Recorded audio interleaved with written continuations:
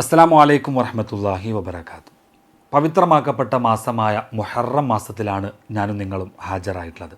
നന്മകൾ അധികരിപ്പിക്കുവാനും തിന്മകളിൽ നിന്ന് പാടെ വിട്ടുനിൽക്കുവാനും നാം ഈ മാസത്തിൽ ശ്രദ്ധിക്കേണ്ടതുണ്ട്. അള്ളാഹുവിൻ്റെ റസൂൽ പറഞ്ഞു, അഫ്ളൽ സുയാമി ബഅദ ഷഹർ റമളാൻ.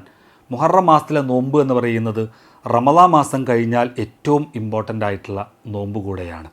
അതിനാൽ ഈ മാസത്തിലെ നോമ്പിൻ്റെ പ്രാധാന്യവും പവിത്രതയും നാം തിരിച്ചറിയുകയും ഈ മാസത്തിലെ നോമ്പ് വളരെ ഭംഗിയായിട്ട് നോൽക്കുവാനും നമുക്ക് സാധിക്കേണ്ടതുണ്ട്.